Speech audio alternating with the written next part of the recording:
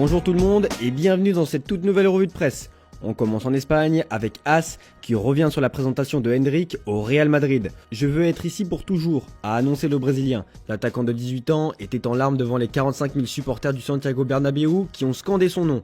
Le gamin en or est là, titre As dans ses pages intérieures. Pour rappel, le joueur a signé jusqu'en 2030 et cette année-là, il aura 24 ans. Il sera donc encore très jeune. Au Brésil, il battait des records et désormais, il devra faire ses preuves en Europe.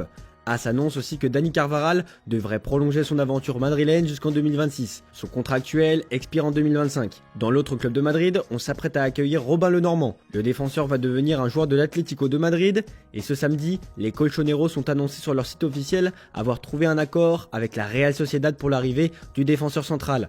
Le Normand l'avait annoncé à ses dirigeants, il ne voulait rejoindre que l'Atlético. Le montant du transfert du franco-espagnol devrait se situer aux alentours des 30 millions d'euros. Et l'Atlético de Madrid a bien accéléré dans le dossier David Anco. Selon nos informations, le club espagnol a soumis une offre de 26 millions d'euros pour s'attacher les services du défenseur slovaque. En effet, la direction madrilène considère Davydenko comme une priorité estivale. On reste en Espagne pour évoquer l'ennemi du Real Madrid, le FC Barcelone. Le Mundo Deportivo lâche une bombe avec une info qui concerne Rafinha.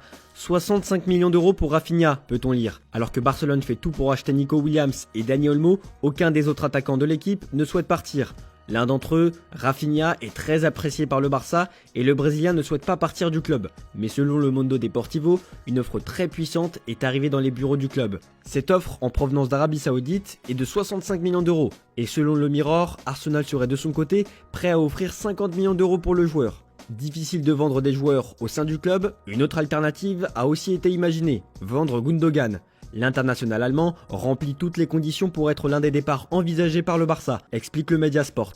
Il y a quelques semaines, ce même média annonçait que Hansi Flick avait l'intention de sonder Ilkay Gundogan pour connaître ses intentions. Des offres du Qatar et d'Arabie Saoudite sont sur la table pour celui qui est sous contrat jusqu'en 2025. S'il y en a un qui est pratiquement sûr de partir, c'est Vitor Roque. Le nouveau sélectionneur du Brésil a annoncé qu'il continuera de sélectionner les joueurs partis en Arabie Saoudite. Une bonne nouvelle pour Vitor Roque, puisque d'après Sport, l'attaquant Henri Verde pourrait donc désormais accepter l'offre qu'il a reçue de la part d'Al Ahly. Et comme nous vous l'avions révélé il y a 2 semaines, les dirigeants de la Lazio de Rome sont aussi sur le coup pour Vitor Roque. Affaire à suivre. On part en Angleterre et il y a un homme qui veut tout changer dans son club, c'est Erik ten Hag. Le boss final, les plans de ten Hag.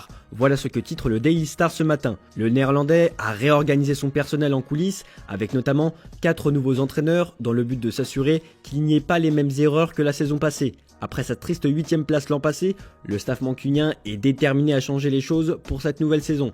Et ça passe aussi par un bon mercato. Dans le Manchester Evening News, on en apprend un peu plus sur les ambitions du coach concernant le marché des transferts. Déjà renforcé par les signatures de Joshua Zirkzee et Lenny Yoro, le club anglais envisage d'ajouter Mazraoui pour améliorer la profondeur de son effectif. Surtout avec les incertitudes entourant Aaron Wan-Bissaka, Victor Lindelof et Tyrell Malacia. Erik ten Hag, désireux de renforcer tous les postes, souligne la nécessité d'une équipe solide et en forme pour affronter la saison. Avec plusieurs blessures et absences, United reste actif sur le marché des transferts pour combler les lacunes. Manu devrait aussi déclencher une option de prolongation d'1 an dans le contrat de Scott McTominay.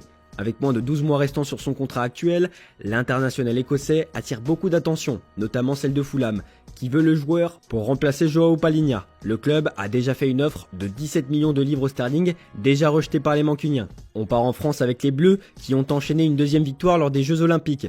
Les joueurs de Thierry Henry se sont imposés 1-0 face à la Guinée.